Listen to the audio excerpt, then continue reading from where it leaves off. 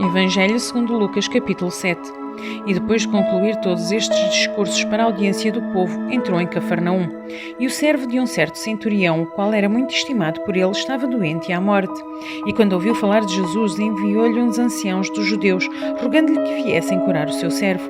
E chegando ele junto de Jesus, rogaram-lhe muito, dizendo: É digno de que te concedas isto, porque ama a nossa nação, e ele mesmo nos edificou a sinagoga. E foi justo Jesus com ele, mas quando já estava perto da casa, enviou-lhe o centurião uns amigos, dizendo-lhe: Senhor, não te incomodes, porque não sou digno de que entres debaixo do meu telhado. E por isso, nem ainda me julguei digno de ir ter contigo. Disse, porém, uma palavra e o meu criado sarará. Porque também eu sou homem sujeito à autoridade e tenho soldados sob o meu poder.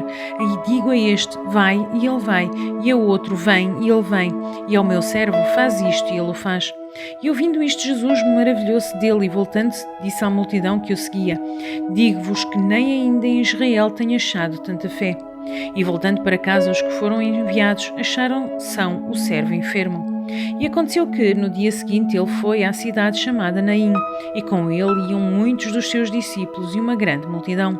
E quando chegou perto da porta da cidade, eis que lavavam um defunto, filho único de sua mãe, que era viúva, e com ela ia uma grande multidão da cidade.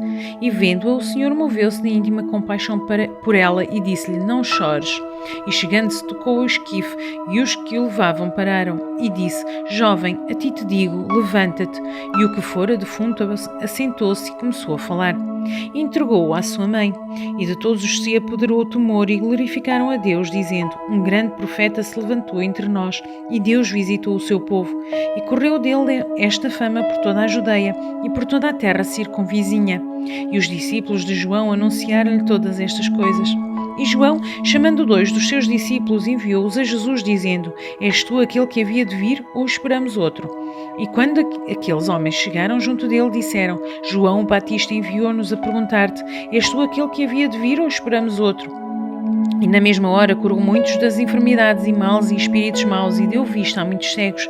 Respondendo então Jesus, disse-lhes: Ide e anunciai a João o que tendes visto e ouvido, que os cegos veem, os coxos andam, os leprosos são purificados, os surdos ouvem, os mortos são ressuscitados, e os pobres anuncia-se o Evangelho.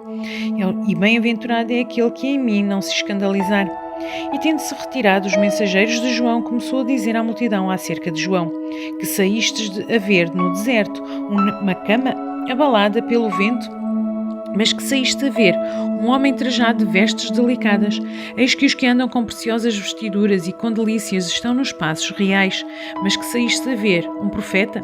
Sim, vos digo, e muito mais do que um profeta. Este é aquele de quem está escrito: Eis que envio o meu anjo adiante da tua face, o qual preparará diante de ti o teu caminho.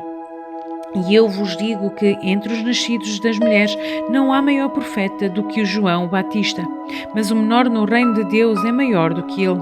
E todo o povo que o ouviu e os publicanos, tendo sido batizados com o batismo de João, justificaram a Deus. Mas os fariseus e os doutores da lei rejeitaram o conselho de Deus contra si mesmos, não tendo sido batizados por ele. E disse o Senhor: A quem, pois, compararei os homens desta geração, e a quem são semelhantes?